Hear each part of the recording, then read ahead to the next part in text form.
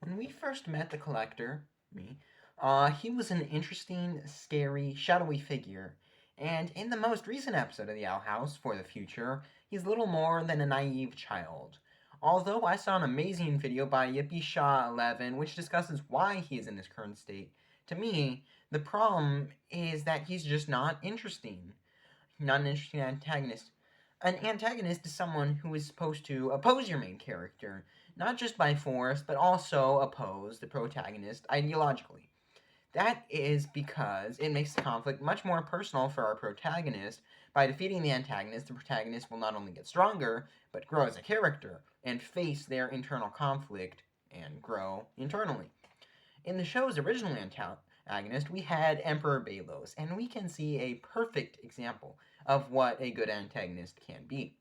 Belos is someone who hates witches, wants to be embraced by humans, and henceforth wants to kill witches.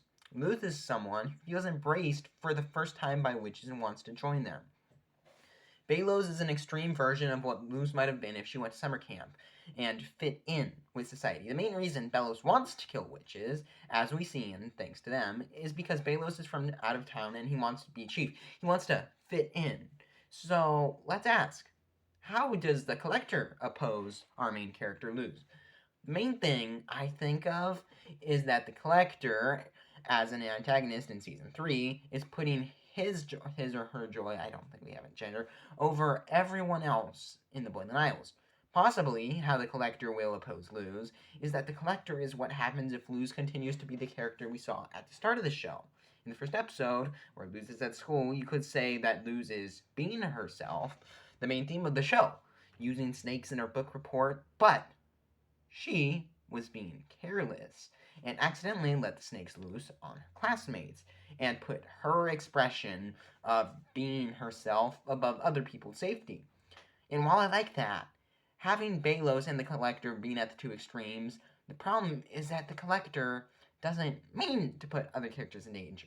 Like I previously stated, he's more of a naive child than someone knowingly harming others.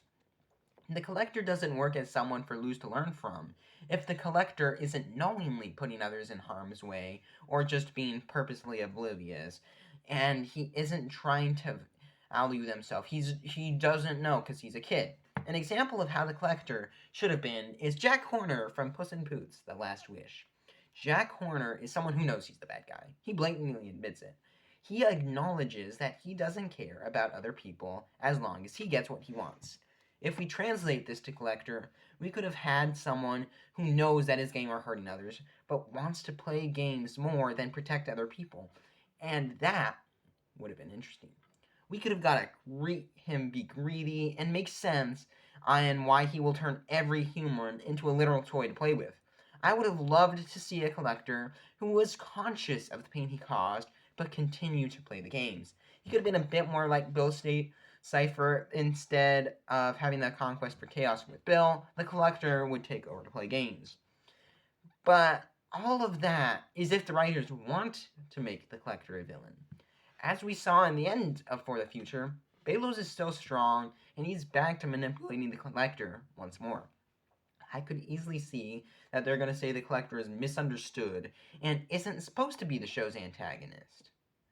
It does feel somewhat weird that we have both Belos and the Collector acting like the antagonist at the same time. In the finale, we'll feel disjointed if we have two antagonists to deal with. It's like first 20 minutes for one, another. It's not going to feel right, or the two antagonists will fight each other.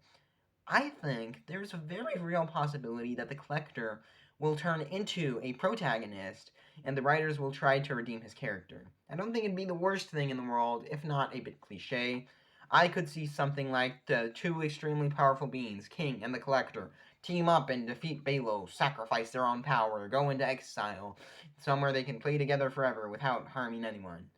I definitely think a redemption will involve King and the Collector. They're both people who have seen their status prevent them from having a normal childhood.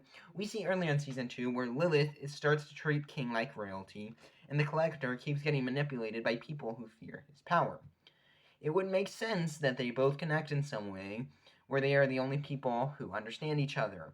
All other relationships would never be the same, they can never be taken advantage of, all those excuses, something like that. I don't know how it might happen, nor if it would be handled well, but I do know the Collector needs some major development if we are to start caring about him, and it needs to happen before the show ends and the story is concluded. The finale is supposed to be 55 minutes, and there is a lot that needs to be done in wrapping up the show. I don't know if we're going to be getting a satisfying conclusion to our main characters, as well as sufficient development for the Collector. It might be one or the other, and that's what worries me most.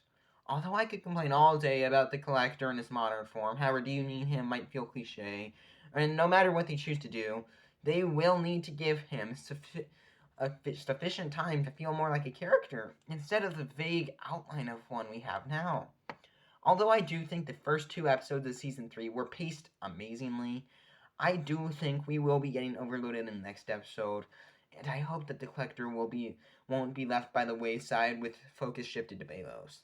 Either way, if he is turned into a full-fledged antagonist, or he runs off into the sunset with King, the Collector needs development if he wants to be interesting and a developed character, and until then, I will continue to feel disappointed with him. Anyways, though, that's all I have to say. Thanks for watching, and what did you think? Should the Collector be a hero or a villain? And how have you felt so far with this character? All that and more, leave in the comments down below, and also your theories for the rest of the Owl House, the last episode. If you want to see why Knocking on Hootie's Door is a perfect episode of the Owl House, click on this video, and here is the one by Yippee Shaw 11 I mentioned earlier. Subscribe for more videos on the Owl House coming soon, leading up to the finale. I have a lot to talk about. Thanks for watching. I have been Fictional Fanatics, dressed up as the Collector, and until the next one, bye.